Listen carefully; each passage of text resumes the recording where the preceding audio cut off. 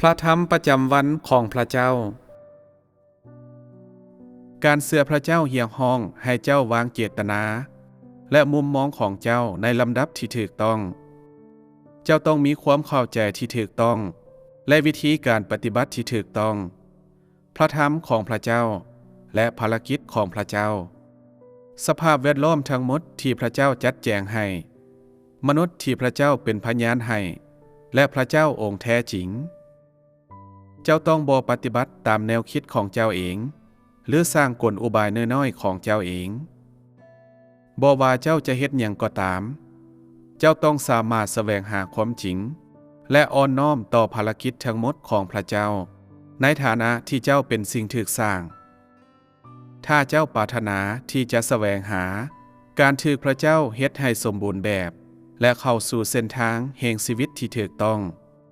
แล้วหัวใจของเจ้าต้องดำรงอยู่ต่อหน้าพระเจ้าเสมออย่าเฮ็ดผิดศีลธรรมอย่าติดตามซาตานอย่าปล่อยให้ซาตานมีโอกาสใดหนึ่งที่จะปฏิบัติภารกิจของมันและอย่าปล่อยให้ซาตานใส่เจ้าต้องมอบตัวเองให้พระเจ้าอย่างสมบูรณ์และปล่อยให้พระเจ้าปกครองเจ้าเต็มใจที่จะเป็นผู้รับใช้ของซาตานบ่เจ้าเต็มใจที่จะถูกซาตานเอาเปรียบบ่เจ้าเชื่อในพระเจ้าและแสวงหาพระเจ้าเพื่อว่าเจ้าจะได้ถูกพระองค์เฮ็ดให้สมบูรณ์แบบบ่หรือเพื่อว่าเจ้าจะกลายเป็นตัวประกอบสำหรับภารกิจของพระเจ้าบ่เจ้าเลือกชีวิตที่มีความหมายที่เจ้าจะถูกรับโดยพระเจ้าหรือชีวิตที่บ่มีค่าและวางเปล่าบ่เจ้าเลือกที่จะถูกพระเจ้าใส่บ่หรือถูกซาตานเอาเปรียบเจ้าเลือกที่จะให้พระธรรมและความจริงของพระเจ้าเติมเต็มในตัวเจ้าหรือปล่อยให้ความบาปและซาตานเติมเต็มในตัวเจ้าให้พิจารณาสิ่งเหล่านี้อย่างระมัดระวังในชีวิตประจำวันของเจ้าต้องเข้าใจว่าสิ่งใดที่เจ้าเว้าและสิ่งใดที่เจ้าเฮ็ดแม้นอาจก่อให้เกิดความผิดปกติในความสัมพันธ์ของเจ้ากับพระเจ้าและหลังจากนั้นให้แก้ไขตัวของเจ้าเองเพื่อเข้าสู่วิธีการที่ถูกต้องตลอดเวลานี้ให้กวดสอบคำเว้าของเจ้าการกระทำของเจ้าทุกๆการเคลื่อนไหวของเจ้าและความคิดและแนวคิดทั้งหมดของเจ้าให้รับความเข้าใจที่ถูกต้องเกี่ยวกับสภาวะที่แท้จริงของเจ้าและเข้าสู่ลักษณะภารกิจของพระวิญญาณบริสุทธิ์นี่เป็นวิธีเดียวที่จะมีความสัมพันธ์ปกติกับพระเจ้าได้โดยการประเมินเบิ่งว่าความสัมพันธ์ของเจ้ากับพระเจ้านั้นปกติหรือบ่เจ้าจึงจะสามารถแก้ไขเจตนาของเจ้าให้ถูกต้องได้เข้าใจธรรมชาติแก่นแท้ของมนุษย์และเข้าใจตัวเจ้าเองได้อย่างแท้จริงและโดยการเฮ็ดแบบนั้นเจ้าจะสามารถเข้าสู่ประสบการณ์อันแท้จริง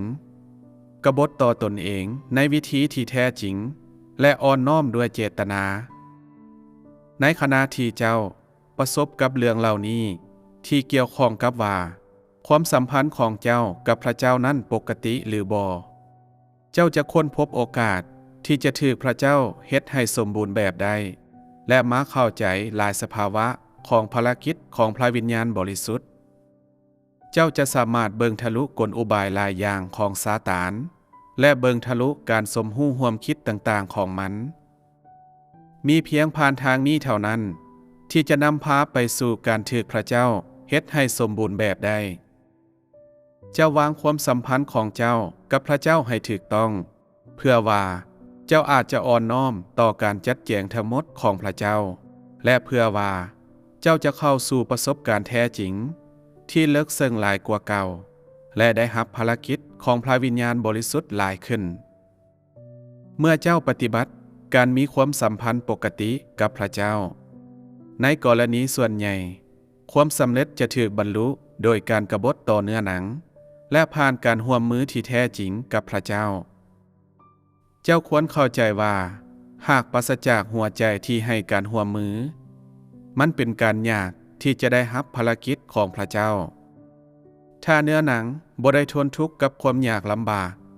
ก ก็จะบ่มีการอวยพรจากพระเจ้าถ้าหากวิญญาณบ่ดิ้นรนซาตานก็จะบ่ละอายใจถ้าเจ้าปฏิบัติหลักการเหล่านี้และเข้าใจพวกมันอย่างทั่วถึงมุมมองเกี่ยวกับความเชื่อของเจ้าในพระเจ้าก็จะถูกต้องในการปฏิบัติในปัจจุบันของพวกเจ้าต้องปาถิ่มสุดความคิดการแสวงหากินข้าวจีให้อิ่มพวกเจ้าต้องปาถิ่มสุดความคิดทุกสิ่งได้สำเร็จลงโดยพระวิญญาณบริสุทธิ์และผู้คนบ่สามารถแทรกแซงได้ทุกคนที่ก้าวในทางนี้ก็คิดว่าผู้คนสามารถเฮ็ดหยังก็ได้ที่พวกเขาต้องการและเมื่อเวลามาถึงพระวิญญาณบริสุทธิ์จะปฏิบัติภารกิจของพระองค์ผู้คนบ่จำเป็นต้องยับยั้งเนื้อหนังหรือห่วมมือสิ่งที่สำคัญก็มีเพียงแต่พวกเขาถูกดลบันดาลโดยพระวิญญาณบริสุทธิ์ความคิดเห็นเหล่านี้แม่นบ่มีเหตุผลทั้งหมดภายใต้สถานการณ์เหล่านี้พระวิญญาณบริสุทธิ์บ่สามารถปฏิบัติภารกิจได้มันแม่นมุมมองแบบนี้ที่ขัดขวางภารกิจของพระวิญญาณบริสุทธิ์อย่างใหญ่หลวงส่วนใหญ่ภารกิจของพระวิญญาณบริสุทธิ์แม่นบรรลุผ่านการร่วมมือของมนุษย์คนที่บ่ให้การร่วมมือและบ่ได้ตั้งใจแต่ปรารถนาที่จะบรรลุการเปลี่ยนแปลงในอุปนิสัยของพวกเขาและรับเอาภารกิจของพระวิญญาณบริสุทธิ์และแสงสว่างและแสงเยืองทางจากพระเจ้าก็มีความคิดเกินเหตุผลสิ่งนี้เอิ้นว่าการปล่อยประตัวเองและการให้อภัยซาตานคนแบบนี้บ่มีความสัมพันธ์ปกติกับพระเจ้าเจ้าควรค้นพบการเปิดเผยและการแสดงออกหลายอย่างของอุปนิสัยแบบซาตานภายในตัวเจ้าและค้นพบการปฏิบัติใดหนึ่งที่เจ้ามีซึ่งอยู่กงกันข้ามกับสิ่งที่พระเจ้าเรียกร้องในตอนนี้